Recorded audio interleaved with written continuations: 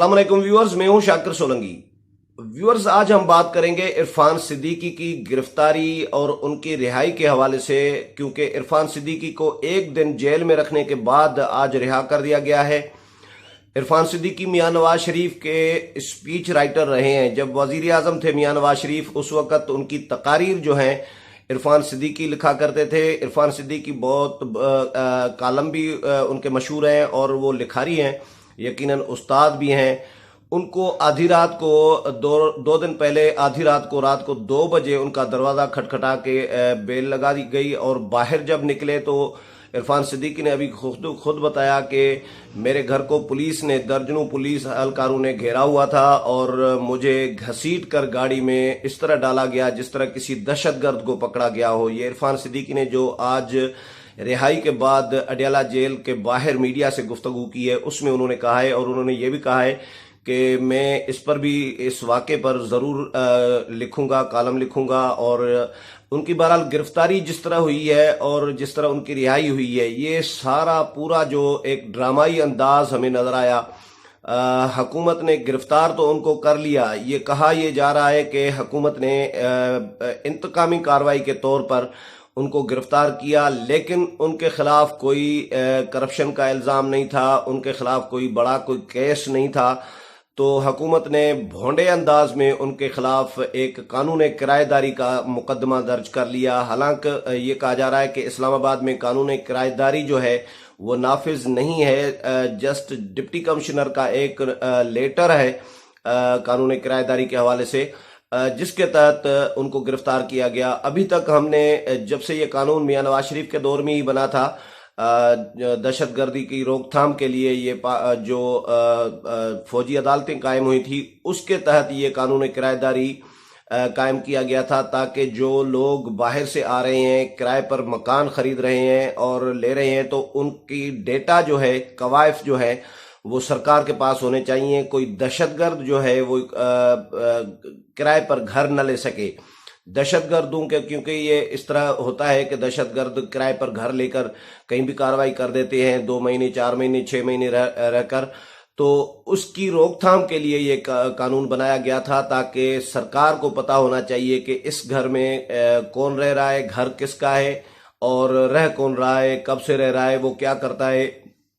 उनके पूरे कवायफ जो है सरकार के पास होने चाहिए। तो ये कानून बना था, ये पंजाब में तो नाफिज हुआ था, लेकिन इस्लामाबाद में प्रॉपरली नाफिज नहीं हुआ था। तो डिप्टी कमिश्नर का कहा जा रहा है कि एक लेटर था जिसके तहत ये कार्रवाइयाँ होती थी, और होटलों में, गेस्ट हाउसों में जो मेहमान आके ठहरते हैं इस्लामाबाद में, होटल वाले, होटल के मालकान और गेस्ट हाउसेस के मालकान, या इवन जो घर देने वाले होते हैं किराए पर, वो कवायफ थाने में जमा कराते हैं, मुतल्लिका थाने में, अपने हद के थाने में, कि ये हमारे पास ये मेहमान, ये लोग ठहरे हुए हैं। उनके आईडी कार्ड्स, नाम, पूरी तफसीलात उसमें शामिल होती है। तो ये अभी तक कोई इरफान सिद्दीकी से पहले किसी किस्म की इस कानून के तहत कोई गिरफ्तारी हमने नहीं सुनी, कोई हाई प्रोफाइल स्पेशली गिरफ्तारी नहीं सुनी। तो इरफान सिद्दीकी को आधी रात को 2 बजे रात को उनको घर से उठाया गया और सुबह को मजिस्ट्रेट के सामने पेश किया गया। मेहरीन जो बलोच है मजिस्ट्रेट, उनके सामने ये पेश किया गया और उनका 14 दिन का रिमांड ले लिया गया। इरफान सिद्दीकी को जब रिमांड के लिए पुलिस ले आई थी, एक तो उनका जिस अंदाज में मजिस्ट्रेट के सामने पेश किया गया, वो अंदाज बड़ा अजीब सा था हुकूमत का, पुलिस इंतजामिया का।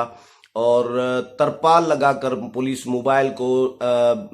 चारों तरफ से, हर तरफ से तरपाल लगाकर मुकम्मल तौर पर बंद कर दिया गया था, ताकि अंदर कोई नजर ना आए कि कौन बंदा अंदर बैठा है। इरफान सिद्दीकी को इस तरह पेश किया गया जिस तरह कोई बहुत बड़े दहशतगर्द पकड़े हों। और जो पर्चा उन पर किया गया, जो एफआईआर उन पर की गई, वो भी बड़ी अजीब सी है। उसमें तफ्तीशी ने ये लिखा है कि मैं मामूल की गश्त पर था और G10 3 के इलाके में मैंने एक घर का बेल बजाया, और तो अंदर से एक बंदा निकला। मैंने उनसे पूछा कि आप इस घर के मालिक हैं, आप इधर क्या कर रहे हैं? तो उन्होंने कहा कि मैं किराएदार हूँ। تو میں نے ان سے پوچھا کہ مالک مکان کون ہے، تو انہوں نے کہا کہ عرفان صدیقی صاحب ہیں۔ تو میں نے پھر عرفان صدیقی کو بلایا اور میں نے ان سے پوچھا کہ آپ نے تھانے میں اس کرایہ دار کی تفصیلات جمع کرائی ہے، تو انہوں نے کوئی مطمئن کن جواب نہ دے سکے، جس کی وجہ سے میں نے ان کو گرفتار کر لیا ہے اور پرچہ کر لیا ہے، اس کا ریمانڈ دیا جائے، یہ تفتیشی نے کہا ہے۔ اور یہ بڑا عجیب سا ہے کہ تفتیشی جو ہے پولیس معمول کے گشت پر تھی، کسی کے گھر کا دروازہ بیل بجا دی اور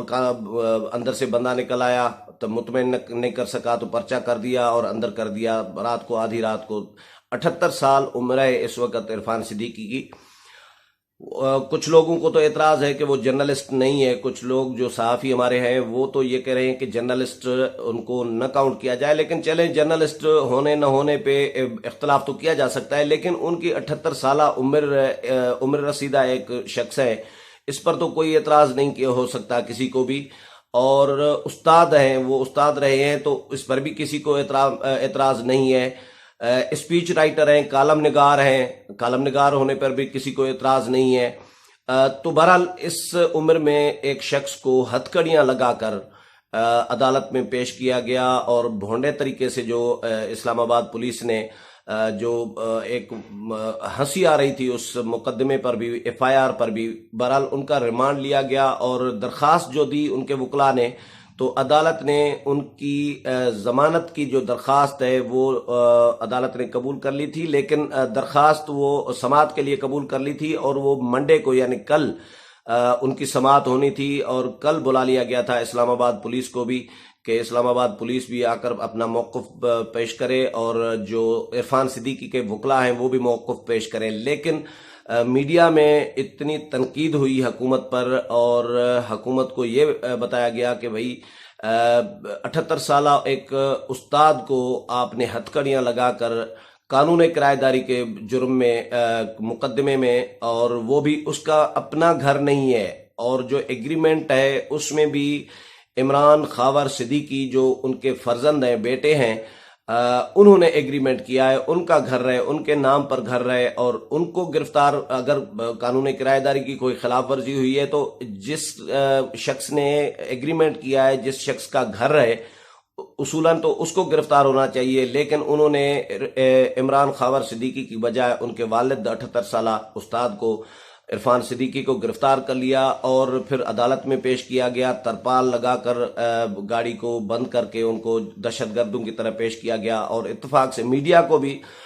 دور رکھا گیا۔ میڈیا کو اجازت نہیں دی جا رہی تھی عرفان صدیقی کے نزدیک جانے کی، لیکن اندر سے ایک فوٹیج آئی جس میں عرفان صدیقی اور ان کے ساتھ جو کرایہ دار ہیں، جاوید اقبال نام بتایا جا رہا ہے، تو وہ دونوں ہتھکڑی ان کو لگی ہوئی ہے، اور عرفان صدیقی نے قلم اٹھایا ہوا ہے ہاتھ میں۔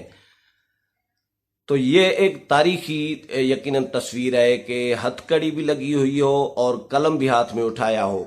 تو یہ اس وجہ سے اس کی تصویر جو عام ہوئی اور وہ وائرل ہوئی، تو اس پر حکومت پر شدید تنقید ہوئی، ٹی وی ٹاک شوز میں تنقید کی گئی، جو حکومت کے حامی جو اینکر پرسن ہیں، تجزیہ نگار ہیں، انہوں نے بھی حکومت پر تنقید کی، اور ارشاد بھٹی جو حکومت کے حامی رہے ہیں انہوں نے بھی ایک ٹویٹ کیا، انہوں نے کہا کہ عرفان صدیقی صاحب میں بہت شرمندہ ہوں، یہ یعنی انہوں نے گلٹی فیل کیا۔ بہرحال حکومت کو بہت شرم آئی، اور وزیر اعظم نے نوٹس لیا سختی سے، وزیر داخلہ نے بھی یہ کہا تھا کہ، اور وزیر اطلاعات نے بھی، کہ ہمیں سمجھ میں نہیں آ رہی کہ عرفان صدیقی کی گرفتاری کیوں کی گئی ہے، یہ کنفیوژن ہے، اس پر تحقیقات چل رہی ہے، انکوائری چل رہی ہے، ہم پتہ لگا رہے ہیں کہ عرفان صدیقی کو کیسے اور کیوں گرفتار کیا گیا ہے۔ وزیر داخلہ نے تو یہ کہا تھا کہ عرفان صدیقی کی گرفتاری جو ہے وہ حکومت کو بدنام کرنے کی سازش ہے، اور یہ ہمیں لگ رہا ہے کہ مسلم لیگ نون نے خود گرفتاری کرائی ہے۔ یہ تو بڑا ایک ہنسنے والی بات ہے وزیر داخلہ کی، جو کہ نون لیگ ان کے دور میں کوئی اپنا بندہ گرفتار کرا لے، کیسے پاسبل ہے، یہ ممکن ہے نہیں۔ لیکن بہرحال اس کے بعد وزیر اعظم نے جب نوٹس لیا، ناراضگی کا اظہار کیا، اور اسپیکر قومی اسمبلی اسد کیسر نے بھی آئی جی اسلام آباد کو کل طلب کر رکھا ہے، اور وزیر داخلہ سے بھی، اعجاز شاہ سے بھی انہوں نے بات کی